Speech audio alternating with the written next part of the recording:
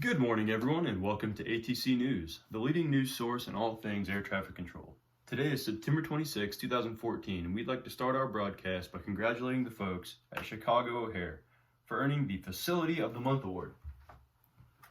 This award is granted by ATC News to recognize the outstanding performance of various control facilities.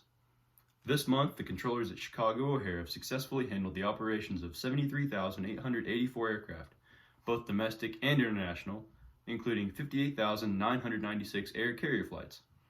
This brings their total for the year to nearly 700,000 aircraft operations. On board these aircraft so far this year have been nearly 4 million passengers. Well done, guys.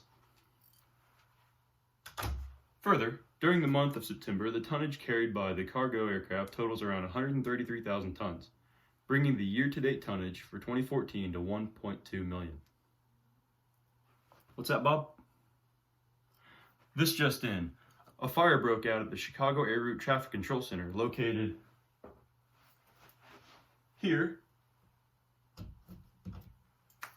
just a few miles west of Chicago O'Hare, and is expected to greatly affect the operations at Chicago O'Hare. Let's cut to live action footage at the scene.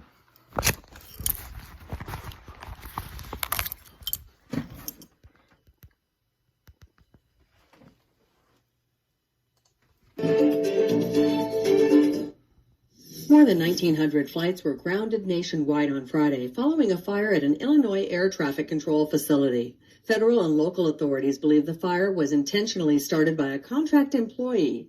The man was found in the basement of the facility, suffering from non-gunshot self-inflicted wounds. The fire sent delays rippling out across the Midwest and throughout the nation. As of 2:35 p.m. Eastern Time, nearly 1,200 flights had been canceled at O'Hare and more than 450 at Midway. Frustrated passengers were faced with long delays and in some cases cancellations. Still, some signs of hope began to emerge in the afternoon. Quote, flights have begun arriving and departing to and from the Chicago area at a reduced rate, FAA spokeswoman Laura Brown told USA Today in an email shortly after noon Eastern. Chicago's O'Hare is the nation's second busiest airport. It's home to hubs for both American and United Airlines. Midway Airport is the nation's 24th busiest airport and one of the busiest hubs for low-cost Southwest Airlines. Aurora, Illinois Chief of Police Greg Thomas held a press conference on Friday afternoon. He stressed the importance of travelers being patient as the investigation continues.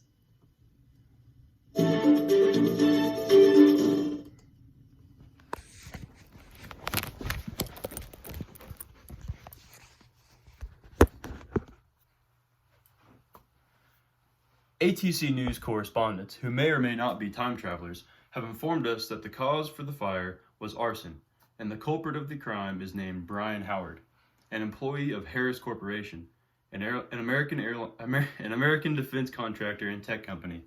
He will serve 12.5 years in federal prison after he pleads guilty for his crime that saw one of the control staff sent to the hospital for smoke inhalation and also grounded nearly 2,000 aircraft nationwide. It is believed that Howard, a contract employee at the facility, gained access to the basement of the Chicago Air Route Traffic Control Facility in Aurora, Illinois, at approximately 5:20 this morning, where he used gasoline-soaked rags to start a fire near the computer equipment critical to the facility's operations. This led to a loss in radar services and communications used by controllers to direct air traffic in the Chicago region, and also an evacuation of the building. Howard then tried to commit suicide, but was stopped by emergency crews at the scene. A ground stop will be implemented at 6 a.m. at Chicago O'Hare to alleviate traffic loads.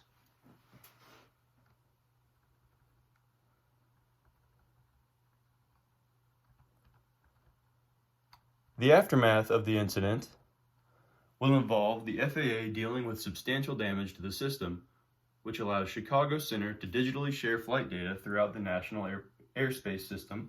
For a month, flights in the area normally controlled by the Chicago Air Route Traffic Control Center facility will be handled by nearby TRACONs, but due to the nature of terminal radar approach control facilities and the extreme sudden demand, flights will be restricted to lower, less efficient altitudes. The situation will eventually be improved by adjustments to the radar and communications equipment at neighboring centers, allowing for flights to operate in the region at higher altitudes. until the Aurora facility comes back online on October 13th, 2014. Howard will plead in court that his actions were done out of depression and that he did not think it would cause anything more than a minor inconvenience. But the prosecutors will argue that his actions were premeditated. Regardless, the airlines will lose tens of millions of dollars as a result, and his actions endangered the lives of many. Again, he will be sentenced to 12.5 years in prison. However, the judge will say that his actions were driven by mental illness. That's all for today, folks. Thanks for tuning in to ATC News, and have a wonderful day. What's that? The FBI? You want to talk to me about time travel? What?